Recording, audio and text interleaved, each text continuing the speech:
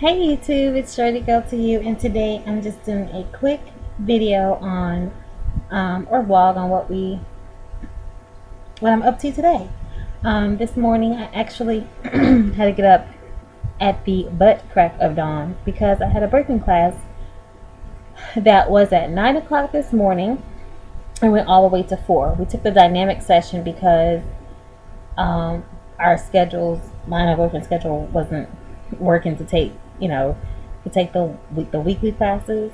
So we just took the dynamic class, which is pretty much everything you learn in 4 weeks. We do in one day. Let me tell this jacked. Basically, the childbirthing class, there's some things that I had some questions on that I need to confirm. I don't know about most of you or any of you that already, if you're pregnant watching my videos and you've already had a baby, but there's some things, and even if you're on your first baby, I kind of asked some questions that I realized that some information has been misconstrued throughout pregnancy land. A lot of people say, and one of those was when you're pushing, how do you push? Because if you notice, a lot of nurses say push like you're going to the bathroom. That's not how you push. You do not push like you're going to the bathroom. You actually use your abdomen muscles, your abdominal muscles to push. So if you ever had a Braxton Hicks contraction and that tightening and releasing of your abdomen that you feel, those are the muscles that you need to use to push. Don't push with your rectum or your bum. Because the instructor basically was like, your baby's not coming out of your butt. So, and it's the abdomen muscles that are going to contract, and you're going to use those to push the baby down. So, if you ever have to, I guess why they say push with your like you're going to the restroom, because if you ever had to go do number 2 and you're pushing, you're kind of trying to, especially if you're constipated right now and you're trying to strain, you'll feel your abdomen kind of like push down. That's what they mean. They don't mean actually push from your butt muscles. They mean push from that same muscle you're using in your stomach to kind of like push down. That's the muscle you use. So don't push with your bum, push with your stomach, your abdominal muscles.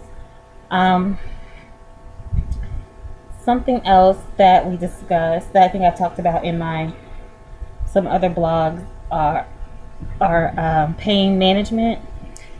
There's a couple of different things other than the common pain management source of the of the epidural, which a lot of people I guess believe that that's the only type of pain management. Now that's the most common and most potent pain management or medication for pain management used. But there are also things that instead of having the spinal catheter where you insert the epidural, you can also have medication given to you through your IV, which is actually just it's not going to numb you like the epidural does. It just kind of you'll still feel pain, but it just kind of takes the edge off. So for those of you who are trying to go through pain management and kind of have a fear of the epidural, you do have some other pain management options that you might want to talk to you about with your doctor. Also, it's always been said, I guess I keep hearing, oh, I got an epidural and they put it in your spinal cord. Okay, it's not.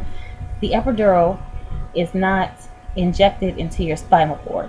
It's actually injected about 5 or 6 centimeters below your spinal cord is where they insert the needle and the catheter to continue to give you medication.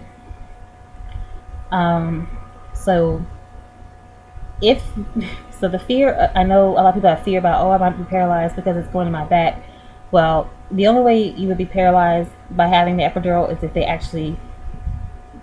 don't know what they're doing and they actually stick you in your spinal cord. But which is why you have to be still, because it's so close to it that it's possible it can happen. But at the same time, they don't inject the medication into your spine. They inject it below your spine. Also, a lot of people think if you get one epidural and it wears off, you don't get any more. That's not true. The catheter that they keep in your back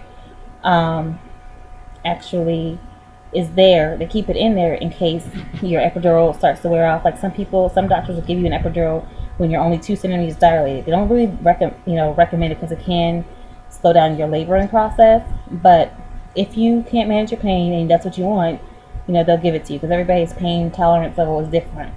I know for my doctor, he was like, if you're 2 centimeters and you need it, I'm gonna give it to you. I'm not gonna make you wait till 4 or 5, but you have to be showing some type of progress. So no, they leave the catheter in. So if it wears off and you need some more pain medication before you get into your pushing stages, they will go ahead and insert more epidural medicine through the catheter. So for the people who say it wore off, a lot of times, you might be someone who has what's called a spotty reception to an epidural, which means that you think you were completely numb, but you probably weren't numb all over the place, or some parts of your body might not take to the medication as well as others. So it is kind of hit and miss. Like you can have what's called a hot spot where you can be numb everywhere else and then have one spot where you still feel pain. And they said that happens about 3 to 5% of women will have hot spots where it doesn't completely numb you from the waist down. Some people will still be able to feel, or some people will get an epidural and they can still feel their left side, and the right side of their leg will be, right side of their body will be numb. So doesn't mean it's worn off. It's like a spotty. That's the only con to the epidural, is that it is spotty. It's not really all that technical. It kind of, if it works, it works. If it doesn't, it depends on your body. It depends on how your body takes care of the management, because you're also producing other types of endorphins and things of that nature that kind of try to get your body to stay in labor mode. So that can have an effect on how your epidural is working as well. What else? We did some breathing exercises and some pushing. That's how I learned how to push correctly. So if you have not gone to a Lamaze class or a prepared childbirth class through your hospital, I would really recommend it, because I was thinking when you push from your bottom, which I can see why people might have more cases of pooping than you should. You push, from the abdomen. When I learned how to do that, of course, Xavier was not feeling it. He was just like, I'm not ready for this. So he kept moving around because he wasn't liking it. But I'm happy that I know how to do it now, or do it correctly. So that took some pressure off. What else?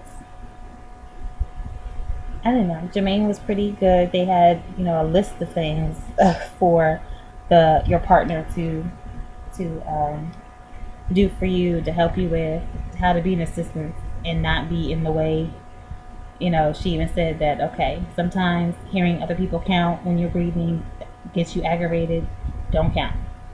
Just kind of ask her what she needs, or kind of figure out what she needs. But, sometimes a lot of women don't want you right up in their face, blowing, breathing when they're breathing. So, and that kind of helped, because I know I'm going to be one of those people. I'm not going to want you right up on me while I'm going through pain. I kind of don't want to be touched or anything like that. So it kind of helped that somebody else other than myself was able to tell him, yeah, she's not going to want to be touched all the time. She pushes you away. It's not that she wants you away. It's just that some people manage their pain differently. We went through a lot of breathing exercises. And the good thing about, I really needed the breathing exercises because I'm a person, and I've always been like this since I've always had really severe menstrual cramps. I have to take the Midol, the 12-hour Midol with the naproxen in there, or naproxen, depending on which doctor you ask how it's pronounced, because it has a stronger pain medication in it, and even sometimes that doesn't work. And ever since then, if I had cramps, I would be the type of person that would hold my breath or tense up and ball up until the cramping was, had subsided a little bit. So she taught us how to relax during that type of pain, which the lighting just changed. Oh well. Which I really needed, because yeah, I would have hyperventilated and did a whole bunch of other stuff if I hadn't learned correct breathing techniques or a way to breathe through it. So that's pretty much it. But I would just like to say that overall experience for the birthing class was a positive one. Outside of the fact that it was really cold in the room, I don't know why that was. But other than that, it was really good. It was really informative. I liked the instructor. She answered. We were on a first name basis, and I'm like, she didn't call anybody else by their first name, but she knew my first name. She answered all my questions, and she was thorough. She didn't try to rush through the class or anything. So I would recommend, definitely, this is your first baby, taking a prepared childbirth class. It'll kind of release some of your stress or anxiety if you have any at all, or maybe it's just me that only had anxiety. But it is really helpful.